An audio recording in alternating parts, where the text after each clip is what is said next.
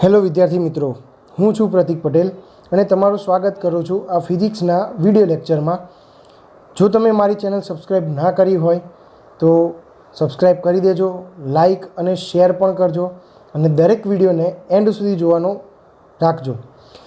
આજે આપણે ભૌતિક વિજ્ઞાનમાં ધોરણ 11ની શરૂઆત કરવા જઈ રહ્યા છીએ. ત્યારે ધોરણ 11માં સૌથી મહત્ત્વની બાબત એ છે કે ફિઝિક્સ શું છે એ જાણવું. ફિઝિક્સ તમારા માટે કોઈ નવો સબ્જેક્ટ નથી. તમે અગાઉથી પણ ફિઝિક્સ ભણતા આવ્યા છો.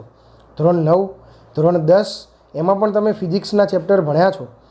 દરેક પ્રકરણમાં તમે વેગ, પ્રવેગ, વેગમાન, બળ આ બધા વિશે તમે ભણ્યા છો. 10મા ધોરણમાં તમે વિદ્યુત વિશે ભણ્યા છો, લેન્સ વિશે ભણ્યા છો, અરીસા વિશે ભણ્યા છો. આ બધા જ ચેપ્ટર છે એ ભૌતિક વિજ્ઞાનમાં ખૂબ જ મહત્ત્વના ચેપ્ટર છે. પરંતુ હવે તમે સ્પેશિયલ ધોરણ 10 પછી એક સબ્જેક્ટ તરીકે ફિઝિક્સને લઈ રહ્યા છો. અત્યાર સુધી આપણે એક વિષયના એટલે કે સાયન્સના ભાગરૂપે ફિઝિક્સને ભણતા હતા, પરંતુ હવે એક તમે પરફેક્ટ સબ્જેક્ટ તરીકે ફિઝિક્સને લઈ રહ્યા છો. ત્યારે સૌ પ્રથમ આપણી મહત્ત્વની બાબત એ છે કે જ્યારે આપણે ભૌતિક વિજ્ઞાન એટલે શું એને સમજીએ. તો શરૂઆત કરવા જઈએ છીએ પ્રકરણ 1 ભૌતિક વિજ્ઞાન, ફિઝિકલ વર્લ્ડ. સૌથી પહેલો પ્રશ્ન એ થાય આપણને કે ફિઝિક્સ એટલે શું, એટલે કે ભૌતિક વિજ્ઞાન એટલે શું. તો અહીંયા તમે જોઈ રહ્યા છો કે ભૌતિક વિજ્ઞાન એટલે શું. તો ચેપ્ટર 1 આપણું છે ભૌતિક જગત. આ ભૌતિક જગતના ચેપ્ટરમાં હું તમને એવી બાબતોનો સમાવેશ કરવા જઈ રહ્યો છું, એવી બાબતો તમને સમજાવવા જઈ રહ્યો છું કે જેનાથી આપણે ધોરણ 11 અને ધોરણ 12માં કેટલું ભૌતિક વિજ્ઞાનને જાણવાના છીએ, ભૌતિક વિજ્ઞાનને સમજવાના છીએ. તો ભૌતિક વિજ્ઞાનને સમજવા માટે આ ચેપ્ટરનો અભ્યાસ એક બહુ મહત્ત્વનો અભ્યાસ છે. કારણ કે આ એક ચેપ્ટર છે એ ઇન્ટ્રોડક્શન ચેપ્ટર છે કે તમે ધોરણ 11 અને 12માં ભૌતિક વિજ્ઞાન કેટલું ભણશો. આ ચેપ્ટર JEE નીટ માટે કે પછી બોર્ડની એક્ઝામ માટે એટલું બધું ઇમ્પોર્ટન્ટ નથી, પણ એ ઇમ્પોર્ટન્ટ કેમ છે કે મારે ભૌતિક વિજ્ઞાનને સમજવા માટે પાયાની વાત સમજવી જરૂરી છે. એટલે આપણે આજે ભૌતિક જગતથી શરૂઆત કરીએ. તો ચેપ્ટર 1 ભૌતિક વિજ્ઞાનને આપણે સમજવું છે. તો ટૂંકમાં હું એક વ્યાખ્યા આપી શકું કે કુદરતને સમજવાનું વિજ્ઞાન એટલે કે ભૌતિક વિજ્ઞાન. તો કુદરતને સમજવા માટેનું વિજ્ઞાન એટલે કે ભૌતિક વિજ્ઞાન એવું કેમ કહેવામાં આવ્યું? તો કે જ્યાં તમે નજર કરશો ત્યાં તમને ભૌતિક વિજ્ઞાન જોવા મળશે, ભૌતિક વિજ્ઞાનને સમજવા પણ મળશે. એટલે કે એક શબ્દ કહેવાયો હતો ભૌતિક વિજ્ઞાન માટે કે અત્ર તત્ર અને સર્વત્ર, અહીંયા ત્યાં અને બધી જ જગ્યાએ ભૌતિક વિજ્ઞાનની સમજ મળે છે. ભૌતિક વિજ્ઞાનનું અસ્તિત્વ તમને બ્રહ્માંડમાં, કુદરતમાં દરેક જગ્યાએ જોવા મળે છે. બીજું, ભૌતિક વિજ્ઞાનને આપણે કિંગ કહીએ છીએ. ભૌતિક વિજ્ઞાન શું છે? King of all subjects. બધા વિષયોનો, વિજ્ઞાનમાં બધા વિષયોનો રાજા છે એ ભૌતિક વિજ્ઞાન છે. અને રાજાને સૌથી વધારે કોણ ગમે? તો કે એની રાણી. તો એની રાણી કોણ છે? તો આ રાજાની રાણી છે મેથ્સ, ગણિત. કારણ કે એના વગર ભૌતિક વિજ્ઞાનને ચાલે નહીં. જૂની ટેક્સ્ટબુકમાં તમે જોશો તો તમને આ માહિતી જોવા મળશે. હવે આપણે કહીએ કે ભાઈ આ ભૌતિક વિજ્ઞાન બરાબર છે, કુદરતને સમજવાનું વિજ્ઞાન છે.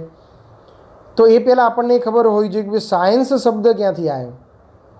તો સાયન્સ શબ્દ લેટિન ભાષાના એક શબ્દ સિન્ટિયા ઉપરથી આવ્યો છે. સિન્ટિયાનો મતલબ થાય જ્ઞાન. અને જ્ઞાન જે છે એ જ્ઞાન ઉપરથી આપણે સાયન્સ એટલે વિજ્ઞાન શબ્દ લાવ્યા છીએ. વિશિષ્ટ જ્ઞાન એટલે કે વિજ્ઞાન. તો ભૌતિક વિજ્ઞાનની આપણે વાત કરીએ તો ભૌતિક શબ્દ આવ્યો છે સંસ્કૃત શબ્દ ભૌતિકી ઉપરથી, અને એની પરથી આપણે ભૌતિક વિજ્ઞાન એટલે કે ભૌતિકીય વિજ્ઞાન, વિશિષ્ટ જ્ઞાન આપણે અહીંયા લઈએ છીએ, જેને આપણે ફિઝિકલ સાયન્સ અથવા તો ફિઝિકલ વર્લ્ડ કહીએ છીએ. હવે પ્રકૃતિનો અર્થ છે ફિઝિક્સ, બરાબર. ગ્રીક ભાષાનો એક શબ્દ છે કે જે શબ્દનો અર્થ થાય પ્રકૃતિ, અને ત્યાંથી એનું નામ લેવામાં આવ્યું ફિઝિક્સ. ફિઝિક્સ એટલે પ્રકૃતિનું વિજ્ઞાન. ખ્યાલ આવી ગયો વિદ્યાર્થી મિત્રો? તો ભૌતિક વિજ્ઞાન એટલે શું? તો કે ભૌતિક વિજ્ઞાન છે એ પ્રકૃતિને સમજવાનું, કુદરતને સમજવાનું વિજ્ઞાન છે. તમને 2-3 ઉદાહરણ આપું કે આપણે અત્યારે જોઈ રહ્યા છીએ કે આપણી આસપાસ એવી કેટલી બધી ટેકનોલોજી છે, અને એ ટેકનોલોજીનો ઉપયોગ કરીને આપણે અત્યારે હાલ વાત કરી રહ્યા છીએ. દુનિયાના કોઈ પણ ખૂણે આપણે કોઈ સંદેશો મોકલવો હોય તો આરામથી મોકલી શકીએ છીએ. ઇઝીલી તમારે દુનિયાના એક દેશમાંથી બીજા દેશમાં જવું હોય તો તમે જઈ શકો છો. એક જગ્યાએથી બીજી જગ્યાએ જવું હોય તો વાહન વ્યવહાર કરી શકો છો. તમારા ટેલિવિઝનમાં, તમારા મોબાઈલમાં એક જગ્યાએથી બીજી જગ્યાએ આરામથી માહિતી મળી શકે છે. તો આ બધું જે છે આપણા ઘરમાં વપરાતી અથવા આપણા ઘરની આસપાસ વપરાતી કેટલીય વસ્તુઓમાં આપણને ભૌતિક વિજ્ઞાન જોવા મળે છે. તો આ ભૌતિક વિજ્ઞાનને આપણે સમજવાનું છે કે ક્યાં ક્યાં આપણને આ ભૌતિક વિજ્ઞાન ઉપયોગી છે. આપણી આસપાસ કોઈ એવી જગ્યા નથી કે જ્યાં ભૌતિક વિજ્ઞાનનો સમાવેશ ના થતો હોય. એટલે કે આપણી આસપાસ રહેલા દરેક ક્ષેત્રને ભૌતિક વિજ્ઞાન સ્પર્શ કરે છે. તો એ ભૌતિક વિજ્ઞાનના કેટલાક પ્રભાવ ક્ષેત્રો છે કે ક્યાં ક્યાં ભૌતિક વિજ્ઞાન સ્પર્શ કરે છે. તો એના મુખ્ય 2 ભાગ પાડવામાં આવ્યા છે. એક તો સ્થૂળ પ્રભાવ ક્ષેત્ર, કે જેમાં આપણે શેની ચર્ચા કરવાના છીએ, શેનો અભ્યાસ કરવાના છીએ? તો કે પૃથ્વી પરની ઘટનાઓ અને ખગોળીય સ્તરની ઘટનાઓનો અભ્યાસ કરવાના છીએ. પૃથ્વી પરની ઘટનાઓ એટલે કે આપણે પૃથ્વી પર જેટલે તમને જોવા મળે છે, ભૂકંપ છે, વાવાઝોડું છે, કે પછી ક્યાંય જ્વાળામુખી ફાટી નીકળે છે, કે ક્યાંય આપણે ટેકનોલોજીની વ્યવસ્થા કરીએ છીએ, ક્યાંક વીજળી પડે છે, આ બધી જ ઘટનાઓ પૃથ્વી પરની. અને ખગોળીય સ્તરની ઘટનાઓ એટલે કે ક્યાંય ખગોળીય સ્તરમાં જોઈએ તો કે તારાઓ, અવકાશી પદાર્થો, આ બધાનો જ્યારે અલગ અલગ અભ્યાસ કરવામાં આવે તો આ બધું જ કયું છે કે સ્થૂળ છે, કે જેને આપણે નરી આંખે જોઈ શકીએ છીએ, સ્પર્શ કરી શકીએ છીએ એવી ઘટનાઓ, કે જેને આપણે ભૌતિક સ્વરૂપમાં આપણે નિહાળી શકીએ છીએ એવી ઘટનાઓનો આપણે અભ્યાસ કરીએ છીએ, જેને આપણે સ્થૂળ પ્રભાવ ક્ષેત્ર તરીકે લઈએ છીએ. પરંતુ જ્યાં આગળ ફિઝિક્સમાં ખૂબ જ સૂક્ષ્મ સ્તરે જવામાં આવે, સૂક્ષ્મ સ્તરે એટલે કે જેને આપણે નરી આંખે જોઈ શકતા નથી, અને કેટલીક વસ્તુનો તો આપણને અસ્તિત્વ ખબર છે પરંતુ જોયું નથી. જેમ કે કોઈ પદાર્થ છે, પદાર્થનો ન્યુક્લિયસ, પરમાણવીય આણવીય ઘટનાઓ, કે પરમાણુ બોમ્બ ફૂટ્યો તો પરમાણુ બોમ્બમાંથી ઘણી બધી પ્રચંડ ઉર્જા ઉત્પન્ન થાય છે. તો એ ઉર્જા ન્યુટ્રોન દ્વારા ઉત્પન્ન થાય છે. એ ઉર્જા ઇલેક્ટ્રોનના બંધ તૂટવાના કારણે ઉત્પન્ન થાય છે. એ ઇલેક્ટ્રોન ન્યુક્લિયસના તૂટવાના કારણે ઉત્પન્ન થાય છે. અને એ બધી ઉર્જા પણ ઉત્પન્ન થઈ તો એ ન્યુક્લિયસ કે ન્યુટ્રોન કે પ્રોટોન કે ઇલેક્ટ્રોન આપણે નરી આંખે જોઈ શક્યા નથી. તેમ છતાં પણ આપણે ત્યાં ભૌતિક વિજ્ઞાન ખૂબ જ મહત્ત્વનો ફાળો ભજવે છે. તો એક સમાવેશ પણ આપણે અહીંયા કરીશું. એટલે કે ભૌતિક વિજ્ઞાન આપણને લગભગ બધી જગ્યાએ જોવા મળે છે. જેમ કે આપણે વાત કરીએ કે બ્રહ્માંડના મુખ્ય 2 ઘટકો લેવામાં આવે છે. તો બ્રહ્માંડના મુખ્ય 2 ઘટકોમાં કયા કયા છે? તો એક તો દ્રવ્ય છે, મેટર, એટલે કે કોઈ પણ વસ્તુ છે કોઈકના કોઈક દ્રવ્યની બનેલી છે. કોઈક દ્રવ્ય પ્લાસ્ટિક ટાઈપનું બનેલું છે, કોઈક દ્રવ્ય મેટલ છે, ધાતુનું છે, કોઈ દ્રવ્ય અધાતુ છે. એટલે કે પદાર્થ જે છે બ્રહ્માંડનો કોઈ પણ પદાર્થ એ કોઈના કોઈ દ્રવ્યનો બનેલો છે. એટલે એક ભાગ આપણે લઈએ છીએ બ્રહ્માંડનો દ્રવ્ય, અને બીજો ભાગ છે વિકિરણ. વિકિરણનો મતલબ એ છે કે ફક્ત મોબાઈલમાંથી કે ફક્ત ટેલિવિઝન ટાવરમાંથી કે એન્ટેનામાંથી નીકળતા વિકિરણ નહીં, પરંતુ આ વિકિરણની અંદર પૃથ્વી પરની, પૃથ્વી બહારની, બીજા ગ્રહ પરની કે તારાઓની બધાની ઉર્જાનો પણ સમાવેશ વિકિરણમાં થાય છે. વિકિરણ એટલે રેડિયેશન. ઉર્જા એક જગ્યાએથી બીજી જગ્યાએ જાય છે. ટ્યુબલાઇટ ચાલુ કરો છો તો એની ઉર્જા, એનો પ્રકાશ આપણી પાસે આવે છે. સૂર્ય ઉગે છે તો એનો તડકો આપણી પાસે આવે છે. એ તડકાના કારણે કોઈ વસ્તુ છે ગરમ થાય છે, ઉષ્માની આપ લે થાય છે. આ બધી જ વસ્તુ છે વિકિરણની અંદર આવશે કે જે આપણે ધોરણ 12માં ભણવાના છીએ. ધોરણ 11માં પણ ભણીશું એક ચેપ્ટરમાં, પણ ધોરણ 12માં પણ આપણે એને ભણીશું. તો બ્રહ્માંડ છે મુખ્યત્વે 2 ઘટકોનું બનેલું છે. એક ઘટક છે દ્રવ્ય અને બીજો ઘટક છે વિકિરણ. તો આ 2 દ્રવ્ય અને વિકિરણ છે, આ બંનેથી બ્રહ્માંડ બન્યું છે. અને બ્રહ્માંડમાં રહેલા, એટલે આપણે પણ અંદર આવી જઈએ છીએ. આપણે પણ કોઈ ચોક્કસ દ્રવ્યના બને છે. આપણા શાસ્ત્રો એવું કહે છે કે ભાઈ આપણું શરીર પણ પંચમહાભૂત એટલે કે પૃથ્વી, અગ્નિ, વાયુ, જળ અને આકાશ એનું બનેલું છે. તો એ પણ એક દ્રવ્યનું બનેલું છે. તો એ પણ એક મેટર છે. હવે આપણે આસપાસ જોઈએ છીએ તો કે આપણી આસપાસ દ્રવ્યના મુખ્ય 3 સ્વરૂપો જોવા મળે છે, જે આપણે અગાઉના ધોરણમાં ભણતા આવ્યા છીએ, કે જેમાં આપણે ઘન, પ્રવાહી અને વાયુ, સોલિડ, લિક્વિડ અને ગેસ એનો આપણે સમાવેશ કરીએ છીએ. તો આ દ્રવ્યના મુખ્ય 3 સ્વરૂપ આપણે અત્યાર સુધી ભણતા આવ્યા છીએ. પરંતુ દ્રવ્યનું એક ચોથું સ્વરૂપ પણ લઈ શકાય છે, જેને આપણે પ્લાઝમા કહીએ છીએ. અને આ પ્લાઝમા છે એ ખૂબ જ પ્રચંડ ઊંચા તાપમાને, એટલે કે સામાન્ય તાપમાને જોવા મળતો નથી, પણ પ્રચંડ ઉષ્મા હોય, પ્રચંડ તાપમાન હોય એવા સમયે આ અવસ્થા જોવા મળે છે કે ના ઘન હોઈ શકે, ના પ્રવાહી હોઈ શકે, ના વાયુ હોઈ શકે, એવી આ ચોથી અવસ્થા છે. તો હવે આપણે ભૌતિક વિજ્ઞાનની આટલી બાબતોને સમજ્યા છીએ કે ભૌતિક વિજ્ઞાન છે, કુદરતનું વિજ્ઞાન છે, પ્રકૃતિનું વિજ્ઞાન છે. એવા ઘણા બધા જગ્યાએ એનું ઇમ્પોર્ટન્સ છે. એમાં મુખ્યત્વે આપણે ફિઝિક્સની અંદર 2 ભાગ લઈએ છીએ, દ્રવ્ય અને વિકિરણ. દ્રવ્ય 3 સ્વરૂપ છે, પણ ચોથું સ્વરૂપ આપણે શોધી શક્યા છીએ. તો હવે આપણું મહત્ત્વનું કાર્ય એ છે કે ભૌતિક વિજ્ઞાન આપણે સમજવું છે. તો ભૌતિક વિજ્ઞાનના અલગ અલગ ભાગ પાડીને વૈજ્ઞાનિકોએ આપણને સમજાવવાનો પ્રયત્ન કર્યો છે. ભૌતિક વિજ્ઞાનના જુદા જુદા ભાગ પાડવામાં આવ્યા છે. એટલે કે એક જ ઝાડની જુદી જુદી ડાળીઓ હોય એમ આ ફિઝિક્સ છે, ભૌતિક વિજ્ઞાન છે, એક ઝાડ છે અને એની જુદી જુદી શાખાઓ છે, કે જેમાં જુદા જુદા ભાગો, જુદી જુદી ઘટનાઓ એનો અભ્યાસ કરવામાં આવે છે.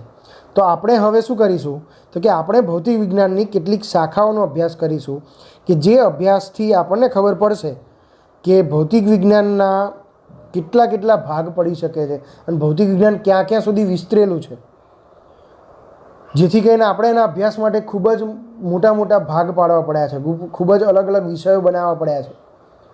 તો આપણે શરૂઆત કરીએ. અહીંયા એક મેં ચાર્ટ બનાવેલો છે. એક ચાર્ટમાં આપણે એની કેટલીક શાખાઓનો અભ્યાસ કરીશું. એ બધી જ શાખાઓ નથી, વિદ્યાર્થી મિત્રો ધ્યાન રાખજો, આ શાખાઓ બધી જ શાખાઓ નથી. કેટલીક શાખાઓનો આપણે ઉપયોગ કર્યો છે, જેમાંથી આપણે ઘણી બધી વસ્તુઓ જાણીએ છીએ, સમજીએ છીએ, ભણી ચૂક્યા છીએ. જેમ કે સૌથી પહેલાં આપણે વાત કરીએ તો ભૌતિક વિજ્ઞાનની એક શાખા છે જેને આપણે યંત્રશાસ્ત્ર કહીએ છીએ. યંત્રશાસ્ત્ર એટલે કે મિકેનિકલ. આપણે આપણી આસપાસ જેટલા પણ પદાર્થોને જોઈએ છીએ એ પદાર્થોને આપણે ગતિ કરાવીએ છીએ. જેમ કે સાયકલને ગતિ કરાવીએ છીએ, બાઇકને ગતિ કરાવીએ છીએ. એ પદાર્થનું કોઈ ચોક્કસ સ્વરૂપ, આકાર નક્કી કરી શકીએ છીએ. તેની ઉપર કેટલું બળ લાગશે એને આપણે જાણી શકીએ છીએ. એ પદાર્થની અવસ્થા નક્કી કરી શકીએ છીએ. તો આ બધી જ વસ્તુનો અભ્યાસ, એટલે કે ન્યૂટનની ગતિના નિયમો જે તમે અગાઉ ભણી ચૂક્યા છો, ગુરુત્વાકર્ષણના નિયમો એ પણ તમે ભણી ચૂક્યા છો. તો આ બધાના આધારિત જે ગતિવિધિ થતી હોય, એટલે કે કણો છે, દ્રઢ પદાર્થ છે, ઘન પદાર્થ છે વગેરે ગતિના બળના કાર્યનો બધાનો સમાવેશ આપણે શેમાં કરવાના છીએ? ભૌતિક વિજ્ઞાનની મિકેનિકલ બ્રાન્ચમાં, એટલે કે યંત્રશાસ્ત્રની શાખામાં કરવાના છીએ. બીજી જે મહત્ત્વની બાબત છે, બીજી મહત્ત્વની ઘટના છે જે આપણે પણ આને પણ જાણીએ છીએ, અને એ શાખા છે પ્રકાશશાસ્ત્ર, જેને આપણે ઓપ્ટિક્સ કહીએ છીએ. એ ઓપ્ટિક્સમાં, પ્રકાશશાસ્ત્રમાં આપણે પ્રકાશની ઘણી બધી ઘટનાઓનો અભ્યાસ કરીએ છીએ. એમાંથી ઘણી બધી ઘટનાઓ આપણે જાણીએ પણ છીએ, જેમ કે પરાવર્તન, પ્રકાશનું વક્રીભવન, બરાબર, પ્રકાશના લીધે મળતા રંગો, મેઘધનુષ્ય આપણે જોયું છે, મરીચિકા, મૃગજળ જોયું છે, આપણે ઉનાળામાં ખાસ કરીને રસ્તા ઉપર જતા હોય ત્યારે જોવા મળે છે. લેન્સના પ્રતિબિંબ, અરીસો, તમે 10મા ધોરણમાં ચેપ્ટર ભણ્યા છો લેન્સ, અરીસાનું. પરાવર્તન અને વક્રીભવનની ઘટના, માનવ આંખની ખામી, લઘુદ્રષ્ટિ, ગુરુદ્રષ્ટિ, આ બધી જ એસ્ટ્રોગ્મેટિઝમની પ્રક્રિયા છે, ઘટના છે. આ બધી જ વસ્તુ આપણે ભણ્યા છીએ. પરંતુ તમે એક આ ઘટના વ્યતિકરણ અને વિવર્તન અને ધ્રુવીભવન, આ 3 ઘટનાઓ તમે ભણ્યા નથી, જે આપણે ધોરણ 12માં ભણવાના છીએ. એટલે કે ભૌતિક વિજ્ઞાનમાં જ્યાં પણ પ્રકાશને લગતી ઘટનાઓનો અભ્યાસ કરવો હોય ત્યારે તમારે પ્રકાશશાસ્ત્ર નામની શાખાનો અભ્યાસ કરવો જરૂરી છે. ત્રીજી શાખા આપણે લઈએ છીએ તો કે એને આપણે કહીશું થર્મોડાયનેમિક્સ. થર્મોડાયનેમિક્સનો મતલબ થર્મો શબ્દ તમે ક્યાં ક્યાં વાપર્યો છે? તો થર્મો શબ્દ તમે સાંભળ્યો હશે, થર્મોકોલ. આપણે થર્મોકોલની સીટો લગાવીએ છીએ ઘરમાં કે બહાર ઓફિસમાં. થર્મોસ, પાણી ગરમનું ગરમ રાખે, ઠંડાનું ઠંડુ રાખે, બરાબર ને? થર્મો શબ્દ આપણે ઘણી જગ્યાએ યુઝ કરીએ છીએ. થર્મલ વોટર હીટર, ઉષ્માથી પાણી ગરમ થાય. થર્મલ આયન એટલે કે ઇસ્ત્રી, કોલસાવાળી ઇસ્ત્રી આવતી પહેલાં, એમાં પણ ઉષ્માથી ઇસ્ત્રી ગરમ કરતા. તો તાપમાનને લગતી જેટલી પણ ઘટનાઓ છે, જેમ કે કાર્ય એટલે કે કોઈ પણ પદાર્થની અંદર કણોનું થતું કાર્ય, એની ઉષ્મા, એની પોતાની આંતરિક ઉર્જા, એની એન્ટ્રોપી એટલે એની અસ્તવ્યસ્તતા, જે પદાર્થમાં રહેલા કણો હોય એ કણોની અસ્તવ્યસ્તતા કેટલી છે એ અસ્તવ્યસ્તતાનો અભ્યાસ કરવો, વગેરેના ફેરફારોનો આપણે અભ્યાસ કરવો. બીજું, ઉષ્મા યંત્રો એટલે કે એન્જિન છે, રેલવેનું એન્જિન હોય કે પછી બાઇકનું એન્જિન હોય કે વિમાનનું એન્જિન હોય. રેફ્રિજરેટર, ફ્રીજ જે આપણે ઘરમાં વાપરીએ છીએ, આપણે એને ફ્રીજ કહીએ છીએ પણ ફ્રીજ એનો સાચો શબ્દ નથી. એનો સાચો શબ્દ છે રેફ્રિજરેટર. એની કાર્યક્ષમતા, એની બનાવટ, એમાં પણ એક એન્જિન છે. એ એન્જિન કેવું છે એનો પણ આપણે અભ્યાસ ધોરણ 11માં કરીશું. ભૌતિક અને રાસાયણિક પ્રક્રિયાઓનો અભ્યાસ. ભૌતિક અને રાસાયણિક પ્રક્રિયાઓ તમે ધોરણ 10માં પહેલું જ ચેપ્ટર હતું જેમાં તમે રાસાયણિક પ્રક્રિયાઓનો અભ્યાસ કર્યો હતો. તો એ રાસાયણિક પ્રક્રિયાઓનો આપણે અભ્યાસ કરવાના છીએ. તો આ અભ્યાસ જે છે એ અભ્યાસ આપણે થર્મોડાયનેમિક્સ નામની ભૌતિક વિજ્ઞાનની શાખામાં કરવાના છીએ. પછી છે ઇલેક્ટ્રોડાયનેમિક્સ. ઇલેક્ટ્રોડાયનેમિક્સ જે છે એ આપણા માટે થોડી નવી અને થોડી જાણીતી. કેમ થોડી નવી? તો કે એમાં જે ઘટનાઓ છે, જે અલગ અલગ ઘટનાઓ અમુક જે આપણે ભણવાના છીએ એ આપણને નથી ખબર એટલે મીન્સ કે આપણે ભણ્યા નથી, આપણે જોઈ છે. પણ જ્યારે વિદ્યુત ભાર ને વિદ્યુત પ્રવાહ ને વિદ્યુત સ્થિતિમાન ને એ બધું તમે અવરોધ, એ બધું તમે જાણો છો, જે તમે 10મા ધોરણમાં ભણ્યા છો. તો એનો આપણે ઉપયોગ અહીંયા કરવાના છીએ ઇલેક્ટ્રોડાયનેમિક્સ નામની ભૌતિક વિજ્ઞાનની શાખામાં, જેમાં વિદ્યુત ભાર, ચુંબકીય પદાર્થો, એની સાથે સંકળાયેલ વિદ્યુત ચુંબકીય ઘટનાઓનો આપણે અભ્યાસ અહીંયા કરવાના છીએ. સાથે સાથે આપણી પાસે ખગોળશાસ્ત્ર, જેને આપણે કહીએ છીએ એસ્ટ્રોફિઝિક્સ અથવા એસ્ટ્રોલોજી. ખગોળશાસ્ત્રને મારે સમજાવવું હોય તો ખગોળશાસ્ત્ર માટે મારે બીજું કશું જ સમજાવવાની જરૂર નથી. મારે એક જ વસ્તુ કહેવાની જરૂર છે, બ્રહ્માંડ. આ એક શબ્દ ઉપરથી આપણને ખગોળશાસ્ત્રનો આમ અંદાજ આવી જાય કે આપણે ખગોળશાસ્ત્રમાં શું કરીએ છીએ. તો કે ખગોળશાસ્ત્રમાં આપણે સૂર્ય, તારાઓ, ગ્રહો, લઘુગ્રહો, ઉલ્કા, ધૂમકેતુ, અવકાશી પદાર્થો, તારા વિશ્વ એટલે કે ગેલેક્સી, આકાશગંગાઓ, બરાબર, આ બધાનો આપણે અભ્યાસ કરીએ છીએ. હવે આપણે એવું સમજીએ છીએ કે પૃથ્વીની બહાર જ્યારે આપણે જતા રહીએ, પૃથ્વીના વાતાવરણની બહાર, કારણ કે આપણે પૃથ્વી ઉપર રહીએ છીએ, પૃથ્વીની અંદર નહીં, એટલે કે પૃથ્વીની બહાર ન કહી શકાય, પણ પૃથ્વીના વાતાવરણની બહાર આપણે જ્યારે જઈએ છીએ ત્યારે આપણે એવું કહીએ છીએ કે ત્યાં શૂન્યાવકાશ છે. શૂન્યાવકાશ એટલે શું? તો કે વેક્યુમ એટલે કે કશું જ નહીં, હવા નહીં, કણો નહીં, કશું જ નહીં, કોઈ પદાર્થ નહીં, ઓક્સિજન નહીં, કોઈ વાયુ નહીં, કોઈ માધ્યમ નહીં. એને આપણે શું કહીએ છીએ? શૂન્યાવકાશ. પણ ભૌતિક વિજ્ઞાન, તમને જાણીને ખૂબ જ આશ્ચર્ય થશે કે ભૌતિક વિજ્ઞાન આ શૂન્યાવકાશને પણ એક ચોક્કસ અવસ્થા એટલે કે દ્રવ્યની એક ચોક્કસ અવસ્થા ગણે છે. અને ઘણા બધા વૈજ્ઞાનિકોએ આની પુષ્ટિ પણ કરી છે કે આ એક ચોક્કસ અવસ્થા છે ને એમાં કેટલીક ઘટનાઓ વારે ઘડીએ વારાફરતી અનંત સમયથી ચાલતી આવે છે, બરાબર. અને છેલ્લી આપણે એક શાખા જોવાના છીએ જેને આપણે કહીએ છીએ ક્વોન્ટમ મિકેનિક્સ.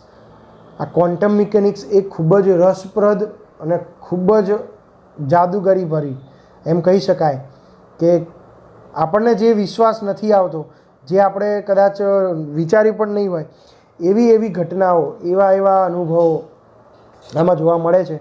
અનંત પરિમાણ, અવકાશમાં ગાણિતિક કારકો એટલે કે ગાણિતિક સમીકરણો અમુક જે આપણે ડિરાઈવ કરીએ છીએ, અને સૂક્ષ્મ સ્તરે જે આપણે જોઈ શકતા નથી અને જે ઘટનાનો આપણે અભ્યાસ કરવામાં ખૂબ જ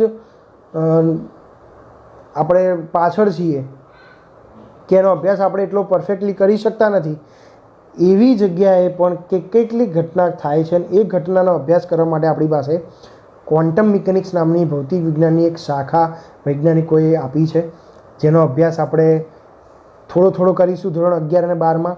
એટલો બધો અભ્યાસ આપણી પાસે કરવા માટે છે નહીં, કારણ કે એ ખૂબ જ ઊંડાણ ભર્યો અને ખૂબ જ મહત્ત્વનો અભ્યાસ છે. એટલે કે આજે આપણે જે જોયું છે એ શું જોયું તો કે ભાઈ ભૌતિક વિજ્ઞાન એટલે શું, ભૌતિક વિજ્ઞાનની કેટલીક શાખાઓ છે, ભૌતિક વિજ્ઞાન આપણને ક્યાં અસર કરે છે, બરાબર. આપણે એની ચર્ચા કરી.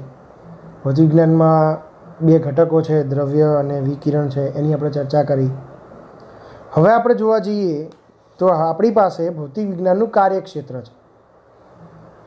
ભૌતિક વિજ્ઞાનનું કાર્યક્ષેત્ર કે ભૌતિક વિજ્ઞાન આપણને ક્યાં જોવા મળે છે અને ક્યાં આપણે એનો અભ્યાસ કેટલા વિસ્તાર સુધી કરી શકીએ છીએ, જેને આપણે શું કહીશું, ભૌતિક વિજ્ઞાનનું કાર્યક્ષેત્ર.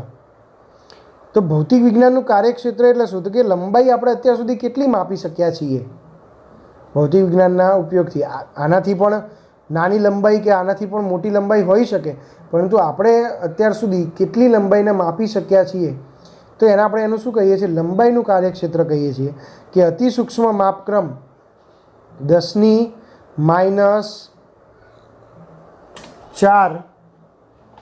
મીટર એટલે કે ન્યુક્લિયસની ત્રિજ્યા જે છે, ન્યુક્લિયસની ત્રિજ્યા આપણે લઈએ છીએ કે એટલી ખૂબ જ સૂક્ષ્મ છે અને ખૂબ જ સૂક્ષ્મ લંબાઈનો આપણે અભ્યાસ કરીએ છીએ. ત્યાંથી લઈને અત્યાર સુધી આપણે બ્રહ્માંડને કેટલું જોઈ શક્યા છીએ, એટલે કે અહીંયા 10⁻⁴ આવશે.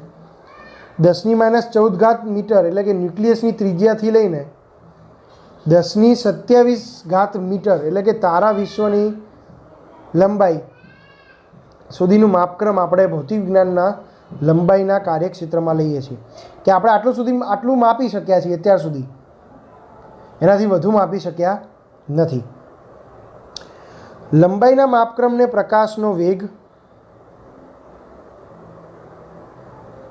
વડે ભાગી નાખીએ. લંબાઈનું માપક્રમ એટલે આપણે કોઈ લંબાઈ લઈએ L અને આપણે પ્રકાશનો વેગ એટલે cનું મૂલ્ય કેટલું છે આપણને ખબર છે, 3×10⁸ મીટર પ્રતિ સેકન્ડ. 3×10⁸ મીટર પ્રતિ સેકન્ડ. તો લંબાઈનો જે માપક્રમ છે એ લંબાઈના માપક્રમને પ્રકાશના વેગથી ભાગવામાં આવે તો આપણને એનો માપક્રમ કેટલો મળે, સમયનો માપક્રમ. કારણ કે આપણને ખબર છે કે વેગ બરાબર અંતર ભાગ્યા સમય થાય, તો સમય બરાબર વેગ ગુણ્યા અંતર ભાગ્યા વેગ, બરાબર.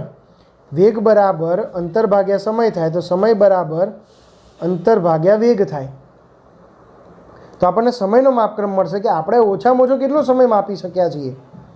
તો ઓછામાં ઓછો સમય છે 10⁻22 સેકન્ડથી લઈને 10⁻18 સેકન્ડ સુધીનો આપણે સમય માપી શક્યા છીએ, કે વધુમાં વધુ આટલો સમય આપણી પાસે માપી શક્યા છીએ. દ્રવ્યમાન એટલે કે દળનો માપક્રમનો વિસ્તાર આપણે જોવા જઈએ તો દળના માપક્રમનો વિસ્તાર આપણે કેટલો માપી શક્યા છીએ તો કે ઓછામાં ઓછું દળ આપણે માપી શક્યા છીએ 10⁻30 કિલોગ્રામ.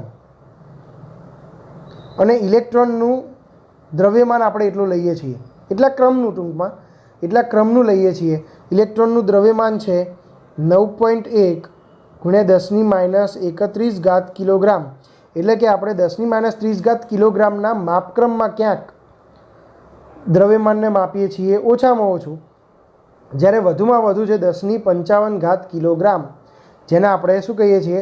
અવલોકિત વિશ્વનું દ્રવ્યમાન. એટલે કે આપણે અત્યાર સુધી જેટલું દ્રવ્યમાન જોઈ શક્યા છીએ એટલા દ્રવ્યમાનનું દળ જે છે એને આપણે 10⁻55 કિલોગ્રામ, એટલે કે એકની પાછળ 55 મીંડા લગાડો એટલું કિલોગ્રામ દ્રવ્યમાન આપણે અત્યાર સુધી અનુભવ કરી ચૂક્યા છીએ. તો વિદ્યાર્થી મિત્રો, આજના આ પહેલા લેક્ચરમાં આટલી માહિતી સમજ્યા છીએ આપણે. રેગ્યુલર તમે આને સમજવાનો પ્રયત્ન કરજો. જ્યાં પણ ન ખબર પડે ત્યાં કમેન્ટ બોક્સમાં મેસેજ છોડી શકો છો કે સર આમાં નથી ખબર પડી, તમે આ થોડી મેથડ ચેન્જ કરો, તો આપણે એ મેથડ ચેન્જ કરીશું. અને સાથે સાથે આપણે રેગ્યુલરલી વિડીયો લેક્ચરને જોતા રહીશું. પહેલેથી ચાલુ કરીને એન્ડ સુધી લેક્ચરને જોતા રહેજો. તો તમને વચ્ચે ક્યાંક જો માહિતી મહત્ત્વની આપવા જતો હોય, તમે જો દોડાવી દેશો, સ્કીપ કરી દેશો, તો એ તમારા માટે થોડું નેગેટિવ પોઈન્ટ થશે. તો આપણે રેગ્યુલરલી આને જોઈશું. નેક્સ્ટ લેક્ચરમાં આપણે મળીશું કે ભૌતિક વિજ્ઞાનમાં આનાથી આગળ કુદરતી રીતે કેટલાક બળો, કેટલીક ઉર્જા છે, કેટલાક નિયમો છે એ કુદરતી રીતે બનેલા છે, એનો આપણે અભ્યાસ કરીશું કે એમાં શું આપણને જોવા મળે છે. તો વિદ્યાર્થી મિત્રો, ખાસ કરીને અત્યારે ભૌતિક વિજ્ઞાનને સમજવું છે મારે. તમને ઘણા બધા લોકો એવું કહેશે કે ભૌતિક વિજ્ઞાન ખૂબ જ અઘરું છે. ભૌતિક વિજ્ઞાન કોઈ અઘરું નથી. ભૌતિક વિજ્ઞાન એકદમ ઇઝી છે. અને ભૌતિક વિજ્ઞાનમાં રેગ્યુલરલી તમે જો અભ્યાસ કરશો તો ભૌતિક વિજ્ઞાન તમે સરળતાથી સમજી શકશો. અને જ્યારે પણ થિયરીની શરૂઆત થાય ત્યારે થિયરીમાં પણ તમે જોશો તો ભૌતિક વિજ્ઞાનમાં લખીને તૈયાર કરશો, સમજીને તૈયાર કરશો, તો તમે ઇઝીલી એ થિયરીને લખી શકશો, જેથી કરીને તમારે આગળ જતાં સારામાં સારું પરિણામ ફિઝિક્સમાં આવી શકે. તમે પણ મહેનત કરજો, તમારી સાથે સાથે હું પણ મહેનત કરીશ, અને આપણે બધા જ ભેગા મળીને સારામાં સારું પ્રયત્ન કરીશું કે આપણે બેસ્ટમાં બેસ્ટ રિઝલ્ટ લાવી શકીએ. જેથી કરીને વિદ્યાર્થી મિત્રો, બેસ્ટ ઓફ લક. આજથી ચાલુ કર્યું છે આપણે ધોરણ 11 અને 12નું ફિઝિક્સ એકદમ સહેલું છે. સમજવાનો પ્રયત્ન કરીશું, એને યાદ રાખવાનો પ્રયત્ન કરીશું, અને વારે વારે એને ફરી રિવિઝન કરીશું, અને સાથે મળીને સારું રિઝલ્ટ લાવવાનો પ્રયત્ન કરીશું.